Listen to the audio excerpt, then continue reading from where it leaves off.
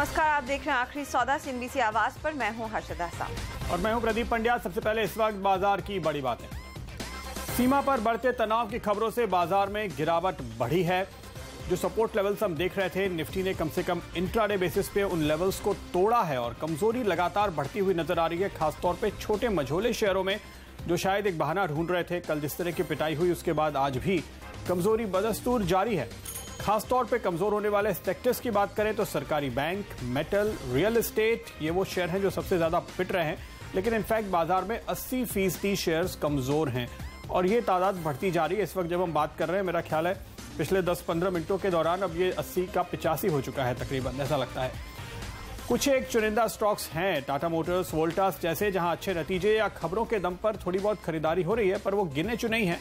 मोटे तौर पर बाजार का रुख कमजोरी का है। एक्सपायरी के एक दिन पहले आज हम देख रहे हैं काफ़ी तगड़े वॉल्यूम भी हो रहे हैं बाजार में और अगली सीरीज की जो तैयारी है अब उस पर भी नज़र डाल लेनी चाहिए। 9600 की कॉल और 9000 का पुट, यह है अब अगली सीरीज की तैयारी। इस सीरीज में तो हम देख रहे हैं फिलहाल 9400 भी टूटता हुआ नजर आ रहा है, लेकिन अगली सीरीज के लिए जो रेंज है वो इस सीरीज से थोड़ी बड़ी हो गई है, ये हम कह सकते हैं। इंटरेस्टिंगली ऊपर की तरफ 9500 नहीं, अब 9600 डिफेंड करने की कोशिश हो रही है। ये कहीं ना कहीं शायद इस पूरे मार्केट में एक थोड़ा सा बुलिश संकेत है कि बेयर्स जो है, मंदी के खिलाड़ी, इस बार 100 पॉइंट पीछे हट गए, 100 पॉइंट ऊपर चले गए। लेकिन वो हर सीरीज का अपना गणित होता है और मेरा ख्याल है कि अगर आज हमने देखा और कल भी गिरावट और बढ़ी और अगर 9350 के लेवल टूट गए तो शायद बेयर्स भी फिर 9600 से और नीचे उतर आएंगे 9500 या 9400 की तरफ। हल्का ऑप्टिमिज्म अच्छा है, कंसिडरिंग आज कैश मार्केट में तो वो पूरी तरह से गायब होता दिखाई दे रहा है। अब देखिए निफ्टी 9355 के आसपास, दिन का लो 9356, इनफैक्ट 55 ये अब नया लो बनता हुआ। और निफ्टी में हमने देखा है 30 पॉइंट की कमजोरी, तो सेंसेक्स भी 70 पॉइंट नीचे है। इनफैक्ट शुरुआत ठीक ठाक हुई थी, ऊपरी लेवल्स पर बाजार टिक रहा था, लेकिन दोपहर बाद हमने देखा फिर से मूड बदला है। मिड कैप काउंटर्स की हालत फिर खराब है। 300 अंकों की गिरावट लगभग इस इंडेक्स में बनती दिखाई दे रही है और PSU बैंक दबाव में आ रहे हैं, वो प्रेशर डाल रहे हैं बैंक निफ्टी पर। आज 74 अंक ये गंवा चुका है। तो ऐसे में आज बाजार में कहां होगी हमारी नजर? एक्सपायरी से पहले क्या हो सकती है आपकी स्ट्रैटेजी, ये जानेंगे अपने एक्सपर्ट से आज के कार्यक्रम में। इसके अलावा कल आने वाले बॉश, सिप्ला और IOC के नतीजों से क्या है उम्मीद, आपको हमारा पोल बताएंगे। HDFC सिक्योरिटीज के VK शर्मा जुड़ेंगे, उनसे जानेंगे अंतर्राष्ट्रीय बाजारों और भारतीय बाजारों के लंबे नजरिए पर फिलहाल क्या लगता है कहां तक और ये गिरावट आगे जा सकती है। इसके अलावा रोज की तरह कुछ ही देर में लेकर आएंगे लॉन्ग और शॉर्ट। 3 बजे बात होगी निफ्टी की और 3:15 बजे STBT या BTST। और स्टॉक्स आपको बताते हैं जहां पर आज सबसे ज्यादा एक्शन बनता दिखाई दे रहा है। देखिए इंडेक्स पर आज दबाव है, तो कौन से काउंटर्स हैं जो प्रेशर में आ रहे हैं? भारतीय Infratel, Aurobindo pharma, ACC, M&M, L&T, यानी कि अलग अलग सेक्टर के सभी दिग्गजों में हमने आज दबाव देखा है। कोई सेक्टर ऐसा नहीं है जहां पर प्रेशर नहीं देखने को मिल रहा हो। साथ ही आप देखेंगे PSU बैंक, यहीं पर सबसे ज्यादा दबाव। IDBI बैंक काफी टूटा है, 5.5% नीचे। यहाँ पर क्रिसिल ने रेटिंग डाउनग्रेड किया है। JNK Allahabad, bank of Baroda, SBI जैसे दिग्गजों में भी 3 से 2% तक की गिरावट बनती दिखाई दे रही है। रियल एस्टेट में भी हम देख रहे हैं आज काफी क्रैक्स देखने को मिले। इंडिया बुल्स, रियल, शोभा, DLF, गोदरेज प्रॉपर्टी जैसी कंपनियां हैं जहां पर हमने देखा है ज्यादा मुनाफा वसूली होती हुई। मेटल्स की चमक फीकी पड़ी है। फेरिस, नॉन फेरिस दोनों में अब हम देख रहे हैं वो प्रेशर। वेदांता 3% गवाता हुआ, 3% का नुकसान सेल में भी है। JSW स्टील जैसे काउंटर्स भी हैं जो आज काफी प्रेशर में दिखाई दिए हैं। अब आते हैं कुछ और काउंटर्स की तरफ। ADAG का ग्रुप देखिए, ये काफी कमजोर है। रिलायंस कम्युनिकेशन का जो बॉन्ड ट्रेड करता है हांगकांग में, उसमें एक मेजर क्रैक देखने को मिला था, काफी गिरावट आई थी। हालांकि वो लो से रिकवर हो चुका है, लेकिन यहाँ पर अभी भी 6.5-7% का नुकसान है और इसका असर आप देखिए बाकी ग्रुप कंपनियों पर भी पड़ता हुआ मार काट मची हुई है। साथ ही साथ अब देखिए मिड कैप में और दूसरे कौन से लूजर्स हैं, तो यहाँ पर मैक्स फाइनेंशियल बुरे हाल हैं इसके, 10% नीचे। NCC नंबर्स खराब थे तो स्टॉक पिट रहा है। HCC में आज दबाव 5.5% का। सेंचुरी टेक्सटाइल, ENIL जैसे काउंटर्स हैं जहां पर बिकवाली हावी है। थोड़ा सा रिलीफ अगर दिया है सेल ऑफ में, वो टाटा मोटर्स की ओर से आया है। अदानी पोर्ट नंबर्स के बाद खरीदारी में दिखाई दिया है। गेल, येस बैंक, HUL की ओर से हल्का सहारा। निफ्टी का हाल बुरा है। दरअसल हम जो सपोर्ट लेवल लगातार देख रहे थे और बहुत अच्छी तरह से पिछले 2 दिनों से होल्ड भी कर रहे थे, आज निकल चुका है। गिरावट आई है 9370 के नीचे और आज के लिए जो इमीडिएट टारगेट थे 9350 के आसपास वो भी अचीव हो चुके हैं, लेकिन 9370 के नीचे टूटना ये बहुत ही बुरी खबर होगी बाजार के लिए। अगर हम क्लोज भी हो जाते हैं इस लेवल के नीचे तो आप अपनी मंदी की पोजीशन होल्ड करके ले जा सकते हैं। 9370 के नीचे हमारा ख्याल है अगले टारगेट फिर आपको शायद 9260 के आसपास तक के देखने को मिल सकते हैं। तो यहां पर 80 से 100 पॉइंट की और गिरावट का रास्ता साफ हो रहा है इस सपोर्ट लेवल के टूटने के बाद। तो ये खबर फिलहाल अच्छी नहीं है निफ्टी के लिहाज से और यहां पर हम दबाव बढ़ते हुए देख ही रहे। तो इस लेवल पर नजर रखिएगा। 9370 क्लोजिंग के लिहाज से हमारे लिए ये सबसे अहम लेवल है।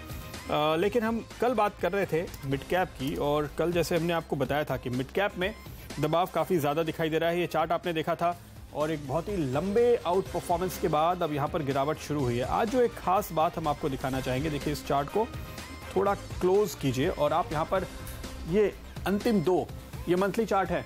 पिछले महीने का जो लो था वो हमने तोड़ा है। 17,240 के लेवल थे, वहाँ से भी हम नीचे आ गए हैं।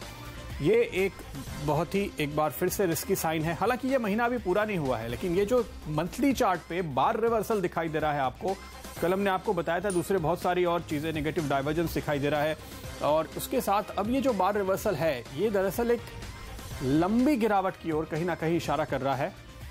ये काफ़ी बुरा संकेत इसलिए हुआ क्योंकि इस पूरी तेज़ी में बाजार में आप देखिए तो मिड कैप्स ने ही लीड किया था। तो अब मंथली बेसिस पे आप यहाँ पर अभी इंतजार करेंगे कि 17,240 के नीचे ये बंद होता है या नहीं होता, वो तो अपनी बात है। लेकिन आज तो आ गया है महीने के बीच में और गिरावट अभी भी बढ़ती हुई नजर आ रही है, कहीं थमने के संकेत है नहीं। दूसरी तरफ ये जो आप एक चैनल का सपोर्ट भी देख रहे थे, वहाँ पर आज हम टिके हैं, लेकिन इस पर ये बहुत भरोसेमंद संकेत नहीं है। लेकिन दूसरी एक और चिंता की बात ये देखिए आप, यहाँ पर हमने जो एक पूरी तेजी देखी थी हाल में दिसंबर 2016 यानी डीमोनेटाइजेशन के बाद जो इस मिड कैप इंडेक्स ने बॉटम बनाया था 13,660 का और वहां से हम ऊपर 18,500 तक गए। तो ये जो पूरा तेजी का लेग था, ये वीकली चार्ट्स पे आप देख सकते हैं, पिछले 6 महीने के ये चार्ट है। इसके इंपॉर्टेंट लेवल्स इस रिट्रेसमेंट के दौरान जो हमारे सामने आ रहे थे और कल के लेवल से हमको थोड़ी राहत थी, करीब 17,350-60 के आसपास के वो लेवल थे। लेकिन आज देखिए हमने उसको तोड़ दिया और हम नीचे आ गए हैं। अब अगर नीचे जा रहे हैं तो यहाँ पर अब अगले टारगेट जो मुझे नजर आते हैं वो 16,650 के आसपास और फिर 16,000 के आसपास के टारगेट खुलते हैं। तो ये आज जो रिवर्सल दे रहा है, अगर ये 17,240 के नीचे बंद होता है और टिका रहता है तो इसका मतलब ये होगा कि अब हम यहाँ पर और भी अच्छी खासी गिरावट देख सकते हैं। मिड कैप्स के लिए तो एक मुश्किल वक्त की शुरुआत हुई है अभी लगता है। और आज अगर आप हमारा फियर एंड ग्रीड मीटर भी देखें एक बार फिर से, जो लगातार बुलिश जोन में चलता था, कल हमने इसको बेयर जोन में आते हुए देखा था, आज भी देखिए 38 पे है और कल 36 पे हमने इसको देखा। लगातार नेगेटिव जोन में ये बना हुआ है और ये थोड़ा सरप्राइजिंग है क्योंकि ये अब एक आपको बाजार में बढ़ते हुए दबाव का संकेत दे रहा है। अब तक हम देखते थे अगर एक दिन फियर एंड ग्रीड मीटर 30 के आसपास या उसके नीचे आ जाता था तो फिर दूसरे दिन ही तेजी से रिवर्सल होता था। वो रिवर्सल अब दिखाई नहीं दे रहा है हर्षदा इस बार की गिरावट में।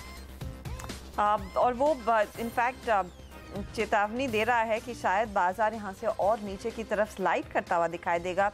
9355 पर हालांकि किसी तरह से लोग इसे होल्ड कर रहे हैं। कुछ बुल्स एक्टिव होते दिखाई देते हैं जब भी वो बिकवाली का दबाव आता है। इस बीच वायदे बाजार पर हम फोकस करेंगे, लेकिन 2 काउंटर्स आपकी स्क्रीन पर लेकर आते हैं। कावेरी सीड, क्योंकि ये वायदे बाजार में भी ट्रेडेड स्टॉक है, नंबर्स आ चुके हैं। नेट लॉस आया है 87 करोड़ का और यहाँ पर एक एक्सेप्शनल लॉस का फिगर भी है 59 करोड़ का, लेकिन उसको अगर हटा के सिर्फ EBITDA के परफॉर्मेंस को देखें तो यहाँ पर भी दबाव देखने को मिला है। 26 करोड़ का लॉस आता हुआ दिखाई दिया है। रेवेन्यूज 40 करोड़ पर है, वो स्टॉक स्लाइड कर चुका है। 6% का नुकसान इनफैक्ट इस काउंटर में बनता हुआ, 7% नीचे। सुमित, इसी पर आप अपनी राय दीजिए, क्या ट्रेड लिया जाए? और वीकनेस देखने को मिलेगी हर्षदा स्टॉक के अंदर। आज हमको एक ब्रेकडाउन, एक क्रैकडाउन देखने को मिल रहा है। स्टॉक इमीडिएटली यहाँ से नीचे में शायद there is a possibility that हमें 470 या फिर 450 के लेवल्स भी दिखा दे। आई थिंक इमीडिएटली एक बार बाइंग तो अवॉइड करनी चाहिए और किसी ने अगर बाय कर रखा है तो एक बार के लिए निकल जाए। फ्रेश बाइंग नीचे में ही करनी चाहिए जब ये स्टॉक हॉल्ड लेता है और कहीं पर सपोर्ट लेता है, तो फिलहाल तो ऐसा लग रहा है कि ये स्टॉक यहाँ से 30 से 40 रुपए की गिरावट और देगा। ओके, आगे और गिरावट गहराती हुई दिखाई दे सकती है, तो शॉर्ट की पोजीशन आप खड़ी करेंगे तो बेस्ट रहेगा। कुछ और काउंटर्स जो काफ़ी कमज़ोर हैं आज हमने देखा है, ये एडीएजी पैक में तो काफ़ी बिकवाली आई है। क्या अभी भी कोई शॉर्ट का मौका बचा है? RCom, Reliance defence, capital, infra, power सब टूटे हैं। Yes, absolutely right. सब में एक अच्छा खासा सेल ऑफ देखने को मिल रहा है। आरकैप, आरकॉम, ये दोनों भी स्टॉक वीक ही लग रहे हैं। आरकॉम के अंदर ऐसा लग रहा है कि 25 और 25 के बाद शायद हमको 22 के लेवल्स भी देखने को मिल सकते हैं। I think existing sell positions hold करके चलना चाहिए और टारगेट 22 का टारगेट 22 का रखना चाहिए। दूसरी तरफ रिलायंस कैपिटल में आज हमें एक अच्छा खासा सेल ऑफ देखने को मिला है ऊपरी लेवल से, और अभी भी ऐसा लगता है कि ये वीकनेस और गहरा सकती है। नीचे में शायद हमको 550 तक के लेवल्स देखने को मिल सकते हैं। तो रिलायंस कैपिटल के अंदर यहां से अगर कोई भी पुलबैक आता है ऊपर में 585, 590 के तरफ, तो वो पुलबैक के अंदर एक बार सेल करके काम करे। 601 का स्ट्रिक्ट स्टॉप लॉस और नीचे में टारगेट 550 के लेवल्स। तो यह कॉल आपके लिए रिलायंस कैपिटल पे। लेकिन आप देखिए वो स्टॉक्स जहां पर जम के आज मंदी हो रही है और अगली सीरीज में शॉर्ट्स शायद रोल भी हो रहे हैं बहुत तगड़े। सुजलॉन पे 67%, 67% का अभी तक रोल ओवर हमने देख लिया है। जो मेरे सामने जितने स्टॉक्स है उनमें सबसे ज्यादा दिखाई दे रहा है मुझे तो एक्टिवली ट्रेडेड शेयरों में। सुमित, क्या लगता है? 20 के ऊपर ये स्टॉक ने प्रदीप जी ब्रेकआउट दिया था, उसके बाद ऐसा लगता है कि सब इसमें बाइंग मोड पे आ गए। इसके लिए मुझे ऐसा लगता है कि ये वापस से एक बार दबाव देखने को मिल रहा है स्टॉक के अंदर। तो लॉन्ग की पोजीशंस कटवाने की कोशिश हो रही है सुजलॉन के अंदर। आई थिंक इमीडिएटली एक बार थोड़ा सा वीकनेस देखने को मिलेगा जिसके अंदर सुजलॉन 18 रुपए तक के लेवल्स दिखा सकता है। बट ओवरऑल इस ऐसी गिरावट में सुजलॉन के अंदर लॉन्गर टर्म टाइम होराइजन के हिसाब से आप खरीदारी करनी चाहिए, क्योंकि ओवरऑल स्ट्रक्चर इसका पॉजिटिव हो चुका है। अभी जब भी दोबारा वापस 20 के ऊपर जाएगा तो ऊपर में 23-24 तो इमीडिएट टारगेट होंगे, फिर 28 के टारगेट होंगे। प्योरली हफ्ते 10 दिन के व्यू के हिसाब से नीचे में 18 और शायद 17.5 तक के लेवल्स सुजलॉन के अंदर देखने को मिल सकता है। ओके सुमित, कंस्ट्रिंग कल एक्सपायरी है, कोई खास स्ट्रैटेजी आपने तैयार की है? क्या ट्रेड लेकर चलें? बैंक निफ्टी के अंदर एक स्ट्रेटेजी तैयार की है, बेयर पुट। निफ्टी के अंदर एक स्ट्रेटेजी तैयार की है, बेयर पुट स्प्रेड। इसके अंदर 9400 का मई का पुट बैंक निफ्टी का खरीदारी करना है, जो कि 45-50 के आसपास अभी ट्रेड कर रहा है। दूसरा तरफ 9300 का निफ्टी का पुट सेल करना है, कॉस्ट रिड्यूस भी हो जाएगी इस केस के अंदर, जो कि 12 से 15 रुपए के आसपास अभी ट्रेड कर रहा है। ये स्ट्रेटेजी अगर बिठाते हैं तो एक दिन के अंदर जो मैक्सिमम लॉस की पॉसिबिलिटी बनती है, जिस लेवल पे हमने बनाई थी उस लेवल के हिसाब से 2400 से 2500 रुपए का लॉस हो सकता है। और अगर इसमें प्रॉफिट बनता है तो 68 से 70 पॉइंट हमको मैक्सिमम खाने को मिलते हैं, और 9300 के नीचे गया तो पूरा प्रॉफिट हमको खाने को मिलेगा, जिसके अंदर हमें 5200 तक के प्रॉफिट मिल सकता है। तो एक दिन के हिसाब से रिस्क रिवॉर्ड रेशियो के हिसाब से भी अच्छा बैठ रहा है। और जिस हिसाब से निफ्टी ने 9300 का 70 का लेवल तोड़ा है, और अगर उसके नीचे आज एक क्लोजिंग देता है तो इस स्ट्रेटेजी में प्रॉफिट बनने की पॉसिबिलिटी बहुत ज्यादा हो जाएगी कल दोपहर में 3 बजे तक के लिए। ओके, तो ये फिलहाल आपके लिए स्ट्रेटेजी। सुमित, वक्त है आपसे इजाजत लेने का। कोई डिस्क्लोजर्स? प्रदीप जी, ये जो भी स्टॉक्स अभी हमने लास्ट सेगमेंट में बात की है उनमें से मोस्टली फ्रंटलाइन स्टॉक्स है, वो हमने हमारे क्लाइंटों के साथ शेयर किए हुए हैं। और ये निफ्टी की स्ट्रेटेजी हमने हमारे क्लाइंटों के साथ भी शेयर की है। So it's better to assume that हमारे क्लाइंटों की पोजीशन हो सकती है। Thank you very much Pradeep ji. बहुत बहुत शुक्रिया आपका। Thank you. और इसके साथ ही फिलहाल वक्त है एक छोटे से ब्रेक का, और आगे हमारे साथ जुड़ेंगे दो नए एक्सपर्ट, संदीप जैन और सर्वेंद्र श्रीवास्तव।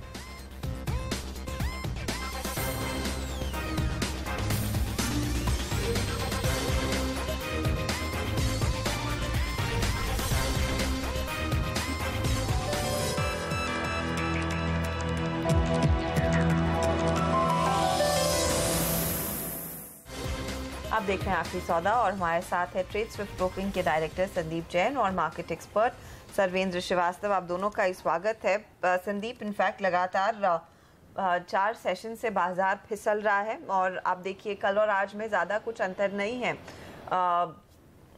LOC पर एक्टिविटी बढ़ रही है सेना की, और उस खबर से कल भी हम टूटे। आज भी देखिए वही खबर आई पाकिस्तान के खेमे से, तो फिर बाजार फिसलता हुआ दिखाई दिया। क्या वाकई में स्ट्रेस है इस डेवलपमेंट को लेकर, या फिर लोग बहाना ढूंढ रहे हैं पोजीशन काटने का? देखिए, स्ट्रेस मुझे नहीं लगता कि बहुत ज़्यादा होना चाहिए। मैनचेस्टर में भी इवेंट हुआ, ये भी है, बट कहीं ना कहीं जिस तरीके से मार्केट का बिहेवियर है, देखिए निफ्टी बहुत ज़्यादा करेक्शन नहीं दिया है, उससे ज़्यादा मिड कैप्स और स्मॉल कैप्स में तो ब्लड बात है। लिटरली पिछले 3-4 दिनों में कई स्टॉक्स 25-25, 30-30% तक लूज कर चुके हैं और आज भी देखिए 5%, 7% तो आम हो रखा है। एफएनओ में कई स्टॉक्स है, मिड कैप्स और स्मॉल कैप्स जो कैश मार्केट में है उनमें भी। तो कहीं ना कहीं देखिए निफ्टी तो मैनेज हो रहा है, क्योंकि पहले आईटीसी ने मैनेज किया, आज आईसीआईसीआई बैंक है, तो कुछ बड़े स्टॉक्स के थ्रू मैनेज हो रहा है। टीसीएस वगैरह अच्छा परफॉर्म कर दिया इन दिनों में, बट ओवरऑल स्टॉक्स काफ़ी टूटे हैं। ये लेवल्स काफ़ी नीचे अगर निफ्टी होती तो उन लेवल्स पे ये स्टॉक्स की प्राइसेस आ गई है। 4-4-5 जैन इरिगेशन है जैसे कि 4-4 महीने के लोज से नीचे आ गए हैं। तो ओवरऑल चिंता का विषय है एंड सर्टेनली प्रॉफिट बुकिंग का जो बहाना चाहिए था, प्रॉफिट बुकिंग ज़बरदस्त हुई है और मेरे हिसाब से कहीं ना कहीं थोड़ा सा कॉशियस रहना ज़रूरी है इन लेवल्स पे, क्योंकि ये 9370 अगर टेक्निकली भी बात करें तो ये बहुत स्ट्रॉन्ग सपोर्ट की तरह काम कर रहा था, जो कि आज तोड़ दिया है और डिसाइसिवली अब ट्रेड कर रहा है उसके नीचे। तो मुझे ऐसा लगता है कि यहाँ से अगर जाता है तो कटान तक तो हो सकता है कि कल एक बार मैनेज हो जाए, क्योंकि कल सेटलमेंट है, कटान है, तो एक बार निफ्टी 9400, 9300 के बीच में काम करे। बट ओवरऑल जो फ्रेश चाल आएगी निफ्टी में वो कटान के बाद आएगी, तो मुझे लगता है कि वहाँ से मूवमेंट या तो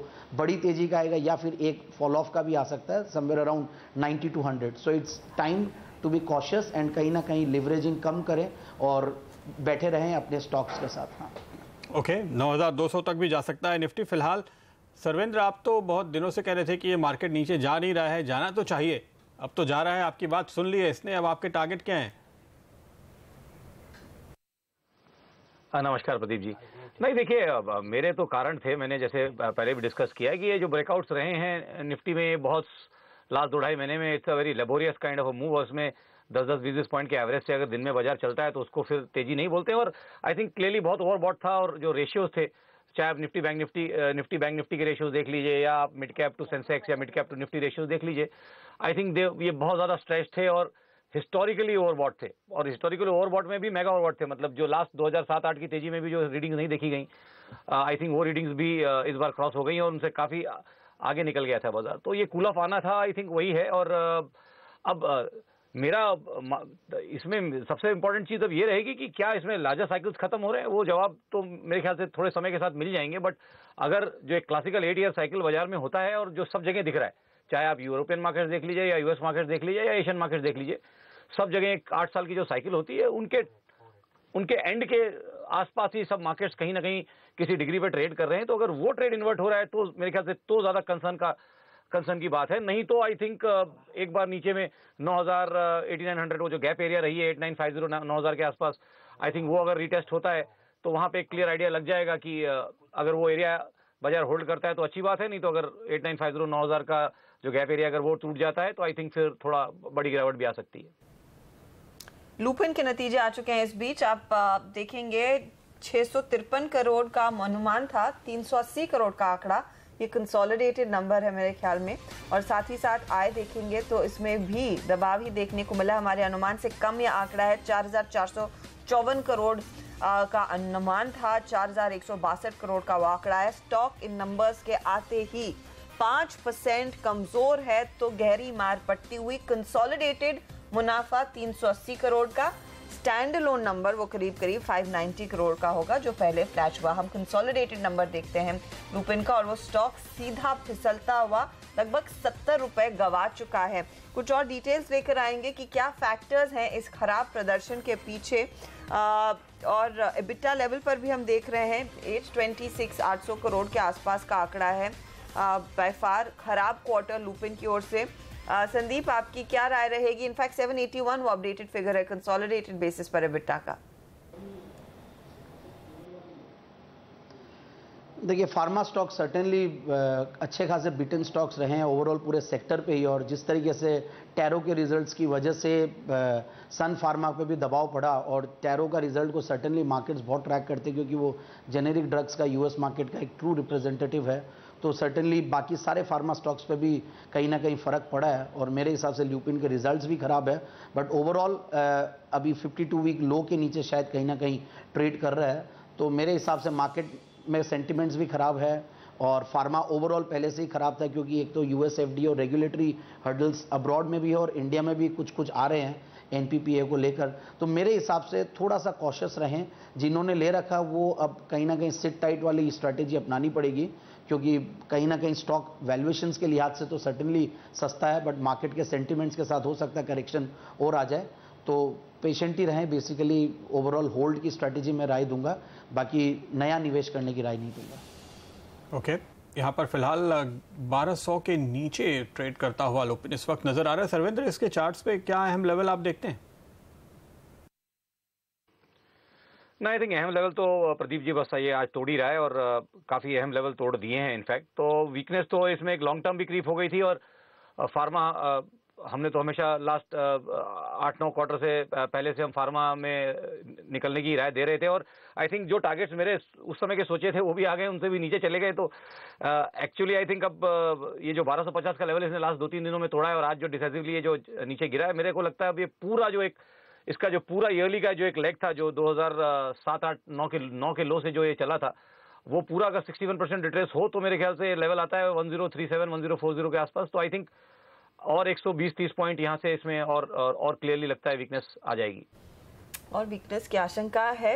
याद रखिए पिछले क्वार्टर में बहुत हाई बेस था और उसके मुकाबले उसको फैक्टर इन करके हमारा अनुमान 653 करोड़ के मुनाफे का था। तो बाय फार बहुत खराब क्वार्टर रहा है। साथ ही साथ यहाँ पर अपेक्षा थी कि यूएस बिजनेस की ओर से एक अच्छा कंट्रीब्यूशन आता दिखाई देगा, तो मेरे ख्याल में वहाँ पर तो कुछ नरमी बनती हुई दिखाई दी है। कुछ और हाइलाइट्स, कुछ और फाइन प्रिंट हम आपके लिए लेकर आएंगे ज़रूर इस पर्टिकुलर परफॉर्मेंस से। लेकिन कुछ और काउंटर्स और अदानी पोर्ट, इनफैक्ट हम वो नंबर्स देख रहे थे कुछ देर पहले, इस पर आपकी क्या राय रहेगी संदीप? क्योंकि ये क्वार्टर अच्छा रहा है कंपनी के लिए, काफ़ी स्ट्रॉन्ग परफॉर्मेंस देखने को मिला। सर्टेनली देखिए इबिटा मार्जिन्स के फ्रंट पे तो बेहतरीन ही था, बट ओवरऑल मैं समहाउ मुझे ये ग्रुप ओवरहीटेड लग रहा है और काफ़ी ऑलरेडी वॉलेटिलिटी बहुत ज़्यादा रहती है, तो अवॉइड करने की कोशिश करता हूँ, क्योंकि इन्वेस्टमेंट्स के लिहाज से मुझे समहाउ अच्छा नहीं लगता है। ट्रेडिंग के लिहाज से कोई करे तो वो चार्ट्स देख के और टेक्निकली और अपने स्टॉप लॉसेस और टारगेट्स के साथ करें। तो मेरे लिए इन्वेस्टमेंट ग्रेड का नहीं है, बट स्टिल पूरे अडानी पैक में अगर बात करें तो Adani port is still investable. तो रिजल्ट्स अच्छे हैं तो बाई ऑन डिक्लाइंस की रणनीति अपनाई जा सकती है। गिरावट में खरीदारी की रणनीति, बाई ऑन डिक्लाइन की स्ट्रैटेजी रखने की राय फिलहाल आपको स्टॉक पे दी जा रही है। लेकिन आप देखिए इस हफ्ते के दौरान जो सबसे ज़्यादा मार पड़ी है सरकारी बैंकों पे, और आप बैंक ऑफ इंडिया देखिए करीब 21% अब तक 3 दिन में टूट चुका है। अभी तो हफ्ते के बीच में ही हैं हम। इलाहाबाद बैंक देखिए करीब 13% टूटा है। IDBI बैंक अगर आप देखें करीब 12% टूटा है। इस महीने ये करीब 22% टूट चुका है IDBI बैंक, तो पिटाई तो इसकी भी काफ़ी तगड़ी हुई है। सिंडिकेट, आंध्रा, ये सारे वो स्टॉक्स हैं जो सबसे ज़्यादा बुरी तरह से टूटते हुए नजर आए हैं। सर्वेंद्र, यहाँ पे कोई शॉर्ट देख रहे हैं आप? आई थिंक देखिए जो छोटे नाम है थोड़े से बहुत हाई बीटा हैं और अब काफ़ी ज़्यादा घट चुके हैं, तो यहाँ से आप अगर शॉर्ट करेंगे और सडनली एक बाउंस आएगा तो लॉट साइजेस भी बहुत बड़े हैं। तो FNO में वो चीज़ भी ध्यान रखने के बहुत बहुत ज़रूरी है कि लॉट साइजेस बहुत बड़े हैं और एक 5-10 पॉइंट का उछाल भी काफ़ी बड़ा मार्क टू मार्केट दे भी सकता है और ले भी जा सकता है। तो मेरा मानना यह है कि काफ़ी ओवरसोल्ड है। इमीडिएट अगर आप इंटरडे चार्ट्स में देखें तो लार्जर प्लेयर्स में अगर मैं देखूं तो आई थिंक जिसमें थोड़ा फिर भी सेफ रिस्क रिवॉर्ड मिल रहा है, जो आज के हाई के ऊपर अगर स्टॉप लॉस लगा के बेच सके, तो आई थिंक वो SBI है, क्योंकि इसमें गिरावट अभी जस्ट लास्ट 2-3 दिन से गहराई है और आई थिंक अभी क्लियरली इसके लॉन्गर टर्म एवरेजेस अभी काफ़ी दूर हैं, जहां की बाकी काफ़ी सारे नाम लॉन्ग टर्म 200 डे एवरेज के आसपास आ रहे हैं। SBI का वो एवरेज तकरीबन 265 के आसपास है। तो आई थिंक अगर यहाँ से भी शॉर्ट करें तो तकरीबन 17-18 पॉइंट का गुंजाइश यहाँ से भी है और एक आज के हाई के ऊपर स्टॉप लॉस लगा लें 290 के ऊपर, तो एक 8 पॉइंट का स्टॉप लॉस और एक 17-18 पॉइंट की गिरावट मुझे लगता है SBI में आ सकती है। रेमंड का स्टॉक देखिए सर्वेंद्र, क्योंकि इस 15 मिनटों में, पिछले 15 मिनटों में 5-6% गवाए हैं स्टॉक ने। पहले सिर्फ 2-2.5% नीचे था और एक क्लियर स्लाइड आता हुआ। क्या हो रहा है? अचानक पोजीशंस कटने लगी हैं इसमें? नहीं देखिए, वॉल्यूम्स तो बिल्कुल नहीं है। जिस तरह की आज बार बन गई है 700 से लेके 640 तक तकरीबन वॉल्यूम्स अभी तक 3 बज गए हैं। कल का वॉल्यूम भी अभी तक इसने कैचअप नहीं किया है, कल के वॉल्यूम से भी कम वॉल्यूम है। तो प्रॉब्लम यही है इन सब मिड कैप स्टॉक्स के साथ, वॉल्यूम्स रहते नहीं हैं और जब आप बेचना चाहें तो फिर गिरावट इस तरह की रहती है। और जिस तरह से वो सारा सेगमेंट ओवरहीटेड था, और जो हमने ऑलरेडी डिस्कस किया कि जिस तरह के इनके रेशियोज रहे हैं मिड कैप इंडेक्स के compare to the large cap Sensex और निफ्टी, तो आई थिंक क्लियरली वॉल्यूम्स है नहीं और पार्टिसिपेशन अब नीचे में है नहीं, तो बायर्स है नहीं, तो जिसको बेचना है वो बेच रहा है और वॉल्यूम्स बिल्कुल नहीं है। तो आई थिंक इसमें कोई फ्रेश ब्रेकडाउन तो नहीं बोल सकते क्योंकि वॉल्यूम्स तो बढ़े ही नहीं है, बट ये आई थिंक जो भी है इसमें लॉस बुकिंग हो रही है और जो बायर्स हैं वही बेच रहे हैं।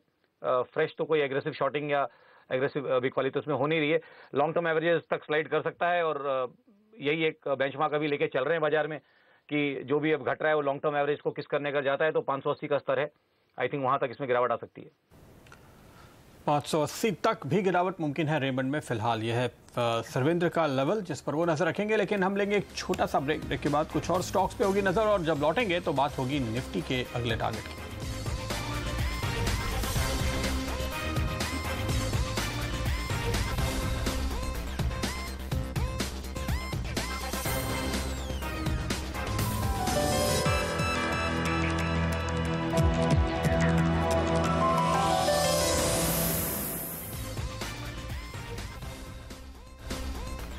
स्वागत है आपका एक बार फिर, और अब 3 बजने वाले हैं। 3 बजे हम आपको हर रोज बताते हैं कि निफ्टी में आपको क्या करना चाहिए। इस वक्त देखिए हमारे बाजार जिस तरह से कमजोर हैं और काफी इंपॉर्टेंट सपोर्ट के लेवल सब टूटते हुए देख रहे हैं निफ्टी में भी और ओवरऑल ब्रॉड मार्केट में भी। दुनिया के बाजारों का हाल इतना बुरा तो नहीं दिख रहा। ठीक है, यूरोप कमजोर है, थोड़े नुकसान के साथ ट्रेड हो रहा है, लेकिन डाउ इस वक्त अपने रिकॉर्ड लेवल्स के करीब 21,000 के आसपास ही कल बंद हुआ था और आज भी देखिए तो वहाँ से कोई डाउ फ्यूचर्स में ऐसी गिरावट है नहीं। तो ये केवल हमारे बाजारों में इतना भूकंप आ रहा है, बाकी दुनिया में तो बहुत खामोशी है, काफ़ी स्टेबिलिटी है ये कहना चाहिए। रुपया भी आप देखें तो यहाँ पर थोड़ा सा है, 4 पैसे का फर्क पड़ा है, ज़्यादा नहीं। तो ये शेयर बाजार का जो पैनिक है, जो खास तौर पे ऐसा लगता है कि मिड कैप स्मॉल कैप पे ज़्यादा फोकस्ड है, ऐसे में आपको आज निफ्टी में क्या करना चाहिए। जाते जाते आइए जानते हैं हमारे एक्सपर्ट्स आपको क्या राय दे रहे हैं फिलहाल निफ्टी के लिए। सबसे पहली कॉल मनीष शर्मा की आती हुई। 9,230 का टारगेट देख रहे हैं ये, 9,450 पे स्टॉप लॉस लगाइए। 3 से 4 दिनों के लिए आप निफ्टी में शॉर्ट कीजिए। वहीं सिमी भौमिक.com की सिमी भौमिक की भी राय आपकी स्क्रीन पर आती हुई और सिमी कह रही हैं तेजी की पोजीशन लीजिए 94.20 और उसके बाद 94.50 का ट्रेड है इन्होंने सजेस्ट किया। 1 से 2 दिनों में सिमी को लगता है एक पुल बैक आएगा, तेजी में रहना चाहिए। 93.40 पर स्टॉप लॉस लगाइए। सर्वेंद्र, निफ्टी पर आपकी पोजीशन क्या होगी? हाजिरा जी, देखिए जो वीक के स्टार्ट में जो स्ट्रेटजी दी थी आपके चैनल पे, आई थिंक 93.50 का टारगेट था, उसमें वो तो आ गया है। अब डिफिकल्टी यही है कि कल एक्सपायरी है, थोड़ी वॉलेटिलिटी रहेगी, अब उसी ट्रेड को आगे बढ़ाना पड़ेगा और कोई चारा नहीं है। आई थिंक थोड़ा सा टारगेट मॉडिफाई कर सकते हैं। आई थिंक 9300 जैसे टारगेट्स पॉसिबल हैं, कोई बहुत बड़ा व्यू नहीं है यहाँ से, क्योंकि अब एक्सपायरी है और सपोर्ट्स को होल्ड करने की कोशिश हो रही है। तो 9300 के टारगेट्स के लिए उसको रिकैलिब्रेट कर लें, टारगेट्स को 9350 से 9300 कर लें और उस ट्रेड को कैरी करके रखें। I think trailing stop loss लगा लें 9386.60 पे, और जिनकी पोजीशंस है वो खड़ा रखें और जिन्होंने नहीं बनानी है वो भी इन लेवल्स का इस्तेमाल कर सकते हैं। ओके, तो ये राय है फिलहाल निफ्टी में आपके लिए। वागले साहब हमारे साथ जुड़ चुके हैं। वागले साहब बताइए आप क्या करेंगे? ओके, इनकी कॉल फिलहाल आपके सामने है। 9,270 के टारगेट, 9,460 पे एक स्टॉप लॉस लगाने की राय है। तो संदीप वागले भी नीचे की तरफ फिलहाल और गिरावट की आशंका साफ तौर पे दिख रही है। इस बीच देखिए लुपिन में इंटरेस्टिंगली हम एक रिकवरी आते हुए देख रहे हैं। काफ़ी गिरावट हुई थी लेकिन उसके बाद मार्जिन खराब है, नतीजे हमारी उम्मीद से काफ़ी ज़्यादा कमज़ोर हैं, लेकिन एक डिप आया, एक गिरावट आई और वहाँ से एक अच्छी खरीदारी उभर कर सामने आती हुई फिलहाल नुकसान की काफ़ी भरपाई कर ली है। सिर्फ 2% नीचे 1224 के आसपास, तो करीब 35 रुपए के आसपास की रिकवरी है निचले स्तरों से लुपिन में, ये हम साफ तौर पे इस वक्त देख रहे हैं। संदीप, क्या कुछ खास और दिखाई दिया है डिटेल्स में? नहीं, देखिए जो मैं कह रहा था कि वैल्यूएशंस के लिहाज से देखिए काफ़ी अब अट्रैक्टिव हो चुके हैं ये स्टॉक्स। अब 15-16 पी मल्टीपल्स पे चल रहे हैं, तो मैंने इसीलिए होल्ड की राय तो सर्टेनली दी है। और कई बार क्या होता है कि जब नेगेटिव न्यूज़ ऑलरेडी डिस्काउंटेड रहती है और रिजल्ट्स ऑलरेडी आ चुके होते हैं, तो कहीं ना कहीं वो buy on rumours and sell on news वाली बात होती है। तो उसका रिवर्स अभी हुआ है, तो बाउंस बैक किया है। तो एंड कहीं ना कहीं एक ये चीज़ भी है कि डिफेंस सिर्फ स्टॉक्स की तरफ भी मार्केट का अब कहीं ना कहीं रुझान बढ़ेगा, क्योंकि आईटी स्टॉक्स ऑलरेडी परफॉर्म कर रहे हैं, एफएमसीजी कर चुके, तो एक फार्मा ही रहा डिफेंसिव स्टॉक्स में, तो कहीं ना कहीं हो सकता है कि वहाँ पे एक बाइंग इंटरेस्ट आ जाए बॉटम्स पे। तो बट स्टिल मैं कहूँगा कि थोड़ा कॉशियस ही रहे, क्वालिटी स्टॉक्स के साथ ही जाने की कोशिश करें। ल्यूपिन की क्वालिटी का तो कोई डाउट है ही नहीं है, बट जहाँ पे रिजल्ट्स भी अच्छा है, क्वार्टरली रिजल्ट्स, और कहीं ना कहीं वैल्यूएशंस ऐसे और भी मिल जाएंगे दूसरे स्टॉक्स में जहाँ पे रिजल्ट्स अच्छे आए हों। ओके, जो फिलहाल कुछ आंकड़े निकल कर आ रहे हैं उसमें हम ये तो देख रहे हैं कि जहां अमेरिका में निराशा है, वहीं कुछ इमर्जिंग मार्केट्स में जैसे कि लैटिन अमेरिका या एशिया पैसिफिक में इनकी बिक्री थोड़ी बढ़ती हुई नजर आई है। शायद ये थोड़ी राहत की बात हो सकती है। बहरहाल हमारे साथ अब वीके शर्मा साहब जुड़ रहे हैं, private client group HDFC securities के हेड। शर्मा साहब, अगर आपने नज़र डाली हो लुपिन पे, क्या कोई व्यू है? लुपिन एक हमारे पिक में भी है और इन्वेस्टर्स को घाटा भी हो रहा है। बड़े स्टॉक को छोड़ा नहीं जा सकता है, और खासकर ये देखते हुए कि US FDA और सभी दिक्कतें धीरे धीरे दूर हो जाएंगी, लेकिन दवाई की आवश्यकता तो रहेगी। कॉम्पिटिटिवनेस इनकी आगे चल के और बढ़ेगी। US के अंदर मार्जिन्स कम होंगे, 49% वहाँ से हिस्सा आता है, प्रेशर रहेगा, लेकिन इस वक्त इसको बेचने की आवश्यकता नहीं है। जो मार्जिन आज सेल्स भी नीचे थे और ऊपर से एक्स्ट्राऑर्डिनरी इन्होंने कुछ प्रोविजन भी किए हैं, जो लीगल और इम्प्लीकेशंस करीब 150 करोड़ जैसे वो हैं। तो कुल मिला के जो मार्जिन के अंदर जो कमी आई है वो चिंता का विषय है, और ये जो प्रेशर है वो आगे भी जारी रहेगा। लेकिन जो निवेशक हैं जिन्होंने निवेश कर रखा है, हमारे एनालिस्ट का कहना अभी भी होल्ड का है, तो उसी के साथ मैं जा रहा हूँ। लेकिन इस बाजार में जिस तरह का सेल ऑफ देखने को मिला है, शर्मा जी, आप अपने क्लाइंट्स को क्या सलाह दे रहे हैं? मुनाफा वसूली पर जोर दें, क्योंकि अच्छी खासी कमाई हमने देखी है, 9200 से 9500 तक बाजार गया, या फिर अपॉर्चुनिटी फिर खड़ी हुई है 9350 के आसपास पोजीशन लेने की, खरीदारी करने की? जी, हम अपने जो क्लाइंट इंडिविजुअल स्टॉक की बात नहीं करते, सतही तौर पे स्ट्रेटेजी की बात करते हैं, उनको समझाना आसान है। उनको हम ये कह रहे हैं भैया IT से दूर रहिए, फार्मा आपने नई ऐड किया है, ऑलरेडी नहीं है तो उसमें और ऐड मत करो, और फिलहाल आप बैंकिंग क्षेत्र के ऊपर ही ध्यान दें, और खासकर FMCG के अंदर ध्यान दें, उन स्टॉक्स के अंदर जहां पे पॉलिसीज जो हैं गवर्नमेंट की और आपकी दोनों एक साथ चल सकें। तो उनको ब्रॉडली ये बता रहे हैं कि भैया आने वाले सालों के अंदर जो इस इलेक्शंस के लिए भी और अगले इलेक्शंस के लिए भी जो मुद्दा यही रहेगा कि home for all, housing for all. तो ऐसे वक्त के अंदर पेंट और सीमेंट अच्छा करेंगे। तो पेंट कंपनियां और हाउसिंग फाइनेंस कंपनी दो ऐसी हैं जिस सेक्टर के अंदर 10 से 15% का ग्रोथ आपको मिलेगा ही मिलेगा। तो ऐसे वक्त के अंदर इन स्टॉक्स के अंदर इकट्ठा कीजिए, नहीं है तो ऐड कीजिए, और अपना जितना पैसा है सीमेंट, हाउसिंग फाइनेंस कंपनीज और पेंट और बैंकिंग के अंदर लेके जाइए। तो ये जब हम उनसे सेक्टरल एलोकेशन कर देते हैं तो फिर वो घबराहट नहीं होती है उनको, फिर वो एक स्टॉक को गिरते हुए अपॉर्चुनिटी समझते हैं। पेंट स्टॉक्स भी गिर रहे हैं, लेकिन उसको घबरा के बेचने की आवश्यकता है ही नहीं। इस वक्त जो हमारी जो मार्केट के ब्रॉडली अगर बात करें तो जो सेल ऑफ चल रहा है वो इसलिए चल रहा है कि हम अपने एक ऐसे आयाम पे पहुंचे हैं जहां पे GST लागू होने वाला है। इसके अंदर दिक्कतें आएंगी और उसके एंटिसिपेशन में लोग अपना प्रॉफिट बुक कर रहे हैं। लेकिन ये बता दें कि भले ही आपको समाचार जितने भी खराब मिले इसके इम्प्लीमेंटेशन के, वो समय होगा स्टॉक को लेने का, बिकॉज हमारे यहाँ जो ये कि इतना बड़ा ये रिफॉर्म है जिसका फायदा आने वाले कई सालों तक हमको लगातार मिलता रहेगा। और जब आप सुनेंगे कि बिल्कुल इम्प्लीमेंटेशन सही हो गया है, अब ठीक ठाक है, तब तक बाजार बहुत ऊंचा जा चुका होगा। तो उस दृष्टि से स्टॉक पे सीमित रहिए और गिरावट में लेते रहिए। मैं नहीं समझता कि ये बाजार इस सेटलमेंट के अंदर 9350 और आगे आने वाले सेटलमेंट के अंदर 9250 के नीचे जाएगा। ओके, तो आप ज्यादा गिरावट नहीं देख रहे हैं इस इन करंट लेवल से? शर्मा जी, इस कॉन्फिडेंस के पीछे क्या वजह है जब इतनी जबरदस्त पिटाई हो रही है 2 दिनों से? जी, वो कॉन्फिडेंस ये है कि जहां पे अगर हम ये समझते हैं कि हमारा बाजार बहुत बढ़ गया है। अब ये देखें कि जनवरी 2008 6357 निफ्टी का लेवल, अभी 9532 का लेवल ऊंचेगा। 49% बढ़ा है प्रदीप 9 साल के अंदर।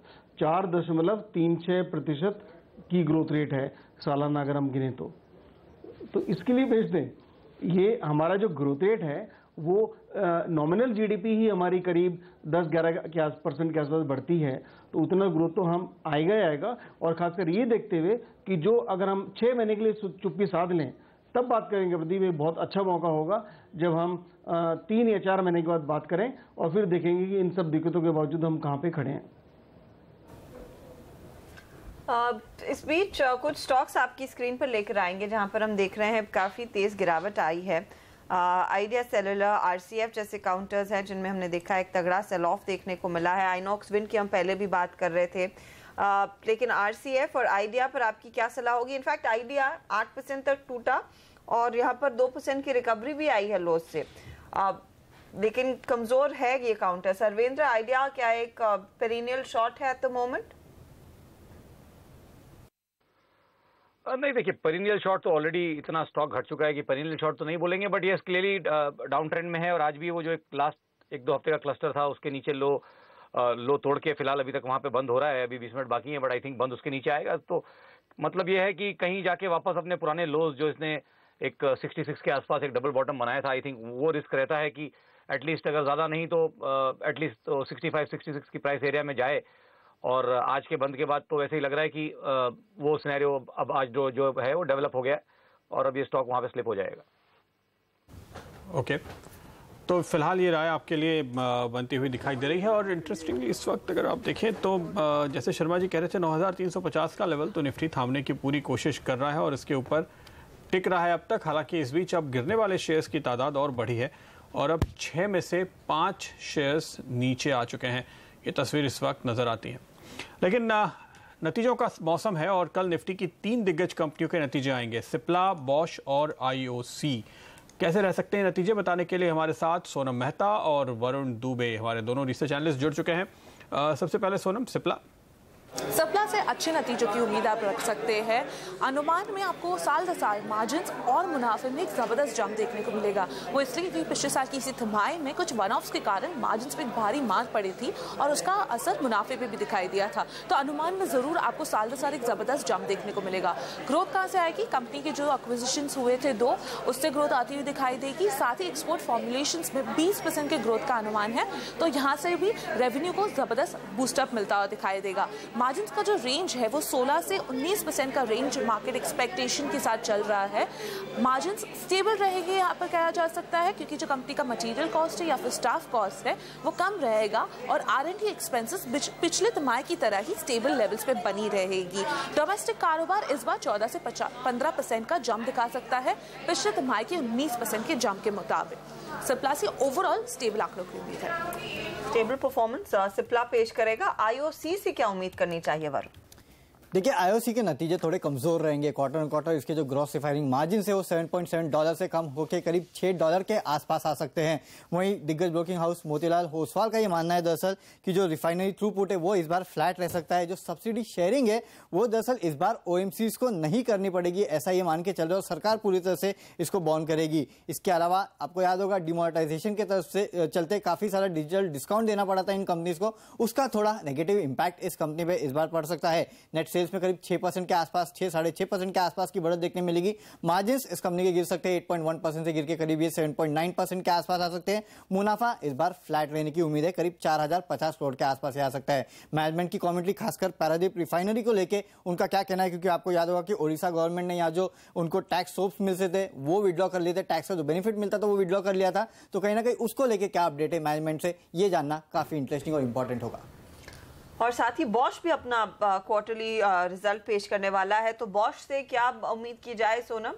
स्टेबल आंकड़ों की उम्मीद है। जो एमिशन नॉर्म्स का इम्प्लीमेंटेशन हुआ BS3 से BS4, उसके पहले एक जबरदस्त प्री बाइंग आती हुई दिखाई दी कमर्शियल व्हीकल स्पेस में और पैसेंजर व्हीकल स्पेस में, और इसका फायदा बॉश को भी मिला है और इसी के कारण रेवेन्यू में अब अच्छे बढ़ोतरी की उम्मीद रख सकते हैं। लेकिन अन्य आय में बढ़ोतरी कम रहेगी इस बार, साथ ही डेप्रिसिएशन काफी हाई लेवल्स पे रहेंगे, तो इसके कारण मुनाफे के आंकड़े पर आपको थोड़ा सा दबाव दिख सकता है।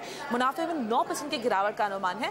वहीं मार्जिन बेहद ही फ्लैट रहेंगे, 22.3% पे मार्जिन आ सकते हैं। ओके, तो ये नतीजे फिलहाल इन तीनों स्टॉक्स पे हम नजर रखेंगे। और फिलहाल अगर हम देखें, शुक्रिया आप दोनों का हमारे साथ इस चर्चा में जुड़ने के लिए। लेकिन इन तीनों ही कंपनियों में, तीनों ही स्टॉक्स पे सर्वेंद्र, अगर आपने इनके चार्ट्स पे नजर डाली हो क्या लग रहा है आपको, आईओसी, बॉश और सिप्ला नतीजों के पहले किस तरह की पोजीशंस बन रही हैं? कोई ट्रेड दिख रहा है आपको क्लियर? नहीं, देखिए आई थिंक सिप्ला इसमें बहुत क्रिटिकली पॉइज्ड है और बॉश आई थिंक डिक्लाइन के फर्स्ट फेज में है और जस्ट स्टार्ट हुआ है आज। आई थिंक कल के लोस तोड़ के नीचे की तरफ जा रहा है।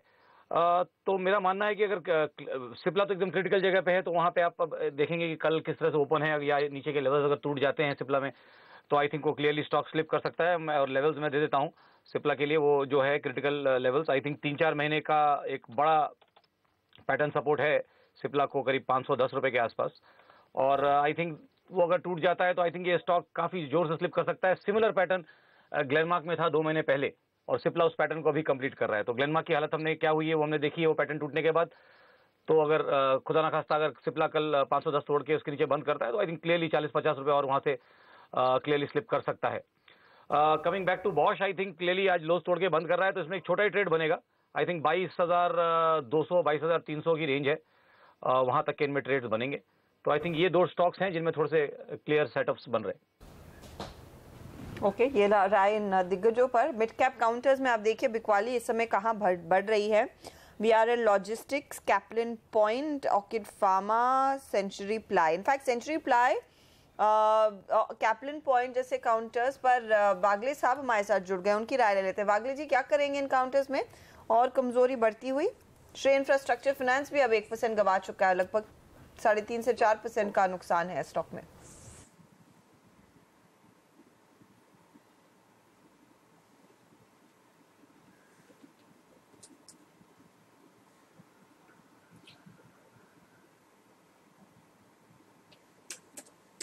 आवाज सुनाई दे रही है?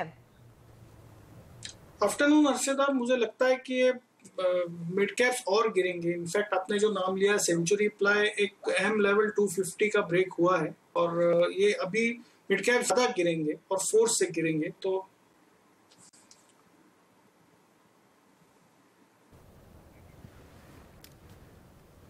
ओके, मुझे लगता है वहां पर कुछ ऑडियो डिले है, लेकिन इन काउंटर्स में आगे गिरावट बढ़ती हुई दिखाई देगी, ये वागले साहब शायद कह रहे थे।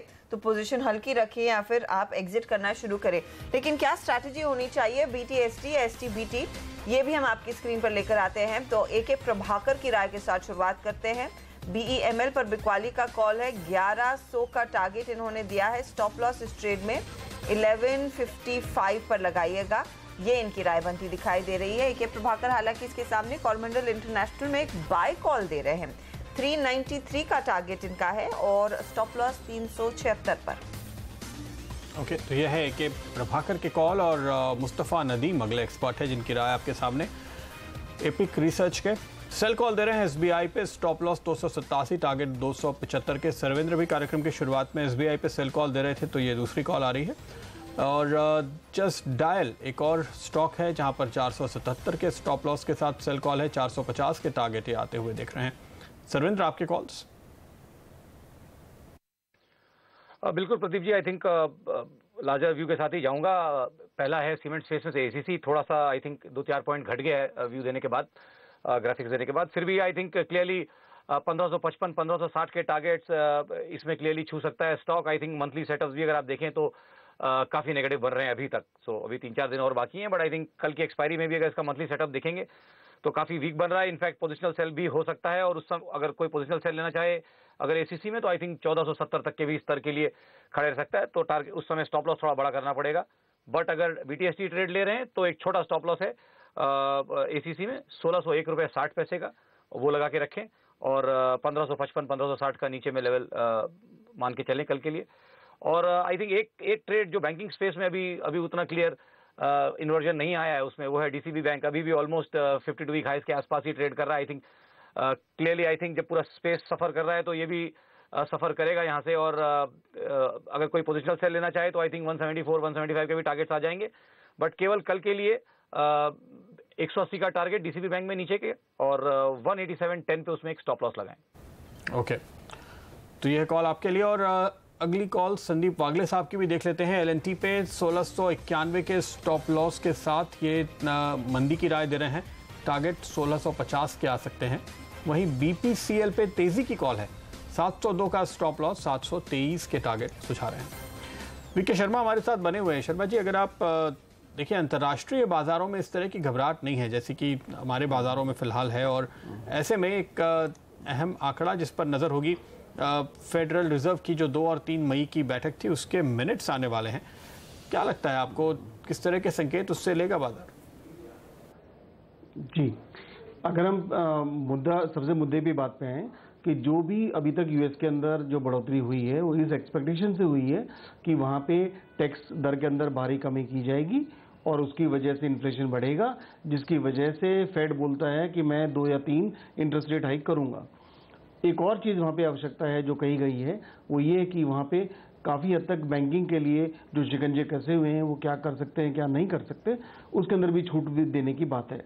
ये दोनों ही चीज़ें अब मुश्किल लगती हैं क्योंकि जिस तरह के बादल और सायों से घिरे हुए हैं मिस्टर ट्रंप, खासकर अपने जो एडवाइजर को निकालने के इशू के अंदर, तो वहाँ पे रशियन इन्वेस्टिगेशंस को लेके तो ये थोड़ी चिंता का विषय है, वो नहीं आएंगे। तो कल जो बजट पेश किया गया यूएस के अंदर 3% ग्रोथ रेट का, वो लगता है कि हवा में बनाया हुआ है, उतना संभव ही नहीं है। तो ऐसे वक्त के अंदर मैं ये मानता हूँ कि भले ही मिनट में कुछ भी बोला जाए, लेकिन यहाँ पे ब्याज की दरें जो यूएस फेड कह रहा है कि मैं 2 या 3 करूंगा इस साल, एक भी कर लेगा तो हम यहाँ पे पेड़े बांटेंगे। ओके, अगर एक भी कर ले तो बड़ी बात होगी, और अगर नहीं हुई तो फिर तो ये पॉजिटिव सरप्राइज आएगा, शायद डॉलर और कमजोर होता हुआ नजर आए और ऐसे में हमारे बाजारों में एफआईआईज़ की खरीदारी बढ़ेगी। क्या ऐसा लगता है? वो तो वैसे भी बढ़ेगी प्रदीप, इस सेंस में कि एफआईआईज़ को जैसे अभी हमारा रुपए थोड़ा, हालांकि इस वीक थोड़ा वीक हुआ है, लेकिन रुपया लगातार तेजी की ओर बढ़ रहा है। अब अगर एक बार ये क्रूड भी बढ़ेगा, जब ये मीटिंग खत्म होगी फेड की, क्रूड थोड़ा फिर भी एक बार बढ़ेगा, लेकिन उसके बाद में ये गिरना वापस शुरू करेगा। और ऐसे माहौल के अंदर जब इंडिया बोल चुका है कि 2030 बहुत दूर है वो चीज़, लेकिन हम बिल्कुल कार और ये कोई भी चीज़ इसके ऊपर नहीं चलेगी, हाइड्रोकार्बन की और बैटरी वाली कारें ही चलेंगी, तो आप समझ सकते हैं कि हम किस हद तक इंपोर्ट नील वाली कंपनी बन सकते हैं, बिकॉज जो बनेगा हमारा डोमेस्टिकली हमारे लिए सफिशिएंट होगा उस वक्त। तो ऐसे माहौल के अंदर एफआई समझ रहे हैं, जीएसटी हमारा इम्प्लीमेंटेशन हो रहा है, जिसके अंदर एक कतरा भी टैक्स का बाहर नहीं निकलेगा, वाटर टाइट रहेगा। ऐसे वक्त के अंदर बात कर रहे थे यूएस में ट्रंप क्या करेगा, पर जो करेगा वो मोदी करेगा यहाँ पे। तो जो ये होने वाली चीजें, उसकी वजह से भारतीय बाजार बहुत ही सुदृढ़ अवस्था में आ रहा है। ऐसे वक्त में प्रदीप मुझे समय दीजिए कि जब चाइना को डाउनग्रेड किया जा रहा है, और उस क्यों डाउनग्रेड किया, डेट बढ़ रहा है, उस वक्त जब उसकी जीडीपी की ग्रोथ रेट 11% थी 2008 में, तब भी इस चिंता का विषय था चाइना। अब जबकि उसकी ग्रोथ रेट 6.8% पे आ चुकी है, तो आगे तो दिक्कतें बढ़ेंगी। इसी संदर्भ में इंडिया एक ऐसा शहर है, इंडिया एक ऐसी कंट्री है जिसका जब जीएसटी इंप्लीमेंट हो जाएगा, उसके बाद हम पाएंगे कि मार्च के पहले एसएनपी आएगा और इंडिया को अपग्रेड करेगा, चाइना को डाउनग्रेड करेगा। तो ये जो चीजें हैं, ये एफआईआईज़ के लिए बहुत इंपॉर्टेंट है, और हम इसी कॉन्फिडेंस के ऊपर चल रहे हैं। ट्रेडिंग में क्या हो रहा है वो हो सकता है 2 या 3 दिन, महीना भर कुछ ऐसा चल सकता है, लेकिन जो भारत की जो स्थिति है वो काफी अच्छी है।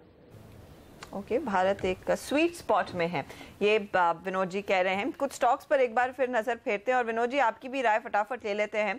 जो नंबर्स हमने देखे आए हैं स्पेशली टाटा मोटर्स की ओर से, और इस पर ब्रोकरेजेस कह रही हैं कि मार्जिन्स भले ही जेएलआर के वॉलेटाइल रहेंगे, लेकिन वो ग्रोथ ड्राइवर रहेगा।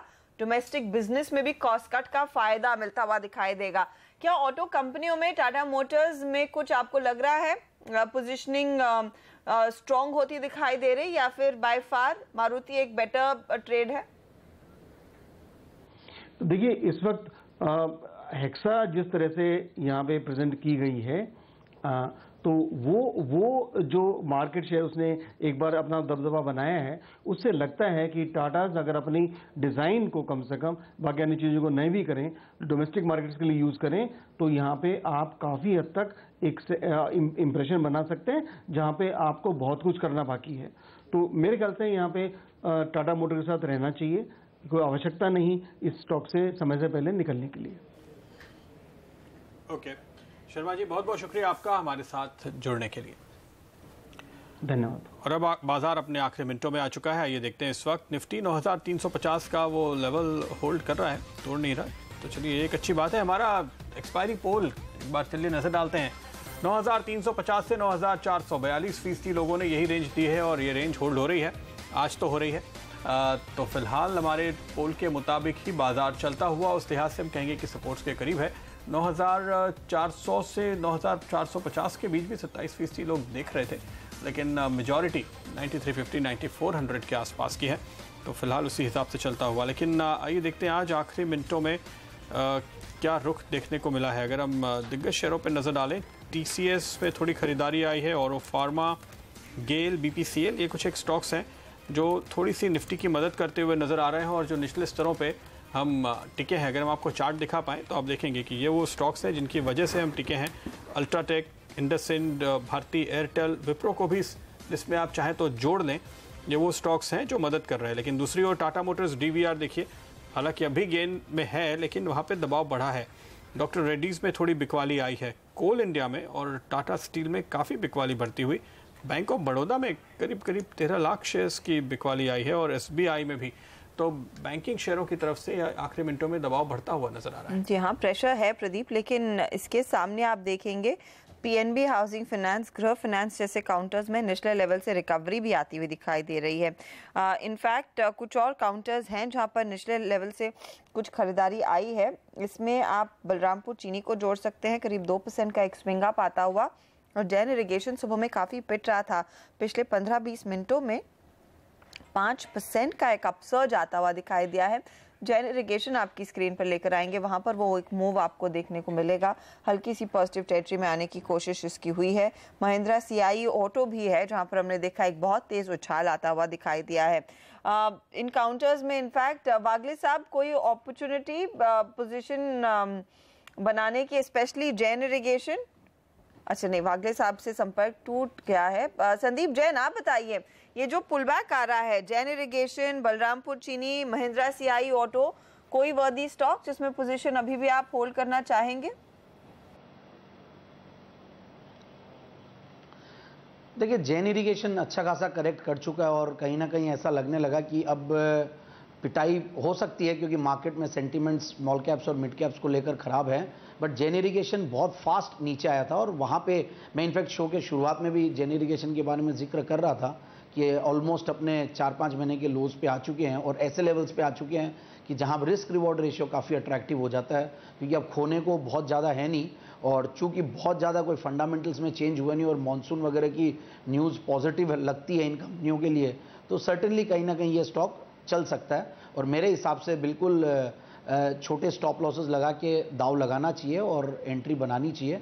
और बट अगेन बहुत ज़्यादा ध्यान रखने की ज़रूरत है कि लिवरेजिंग पे ध्यान नहीं रखें, FNOs पे जब भी रखें तो स्टॉप लॉसेस, और अगर इन्वेस्टमेंट करें तो एक लेवल पे आता तो फिर वापस से एवरेजिंग करने की भी कोशिश करनी चाहिए। But I feel overall long run में ये 100 रुपये का फिगर बहुत आराम से क्रॉस करेगा। ओके, आइडिया सेल्यूलर पे नजर डालिए। 2 दिनों में 88 वाला 76 हो गया था, लेकिन आइडिया में पिछले कुछ मिनटों में करीब 20 लाख शेयर्स की बाइंग आई है और ये स्टॉक निचले स्तरों से 3% के आसपास सुधरता हुआ नजर आ रहा है। अब देखिए, आपको 79.60 दिख रहा है ना, यहाँ पे लो था 76.75 का, तो 3 रुपए के आसपास का ये सुधार, एक जंप आता हुआ। सर्वेंद्र, क्या कहते हैं चार्ट्स? देखिए, जैसे हमने अभी जस्ट डिस्कस किया था आइडिया के बारे में, ये जो लोज इसके बने थे, आई थिंक लास्ट महीने के ये फर्स्ट वीक में इसने 80 का एक लो मारा था। आई थिंक उसके नीचे बंद कर रहा है तोड़ के अभी तक तो फिलहाल। आई थिंक वेटेड एवरेज में भी उसके नीचे बंद आएगा, तो क्लियर कंफर्मेशन है कि एक पिछले स्विंग लो को ब्रेक करके इंट्राडे में काफी मार्जिन से ब्रेक करके उसके नीचे क्लोज आ रहा है। तो जो पॉसिबिलिटी है कि वो अपना पिछला डबल बॉटम 65-66 के आसपास की जो रेंज रही है इसकी, उनको पिछले कुछ महीनों में, आई थिंक उस तरफ ये स्लिप कर जाएगा एज लॉन्ग एज ये अब 85 जो कि आज का हाई है उसके बियॉन्ड नहीं जाता है। तो मेरा मानना है ये कि 65-66 की तरफ स्लिप करेगा ये स्टॉक। और ओवरऑल बहुत वीक स्ट्रक्चर है और स्टॉक वैसे भी काफी पिटा हुआ है, बट ज्यादा लंबा टारगेट नहीं लेंगे, बट 65 डूएबल है। ओके, लेकिन एक स्टॉक संदीप, आप देखिए बलरामपुर चीनी, आज जब कैबिनेट में FRP बढ़ाने की बात होने वाली है गन्ने पे, तब इस स्टॉक में काफ़ी अच्छी खरीदारी बन रही है और जाते जाते ये स्टॉक देखिए जबरदस्त उछाल दिखाई दे रहा है और अच्छे वॉल्यूम के साथ बढ़त लेकर क्लोज हो रहा है। नहीं, सर्टेनली देखिए, चीनी एक तो बहुत बड़ा एक चेंज जो आया पिछले 5-7 दिनों में जो ट्रेडिंग पे, वो है जीएसटी की रेट्स का निर्धारित होना। इनफैक्ट फिक्स होने के बाद एक तरीके से मैं ये कहूँगा कि जैसे कि बजट में इनडायरेक्ट टैक्सेस की रेट्स को बहुत ज़्यादा लोग देखते हैं और उस टाइम पे काफ़ी रिएक्शंस भी स्टॉक में बजट के दिन भी आता है और बाद में भी आता है जब फाइनल पॉइंट्स पढ़ते हैं, तो वैसा ही कुछ अभी पिछले 2-3 दिनों में इस तरीके की चीज़ें हुई है।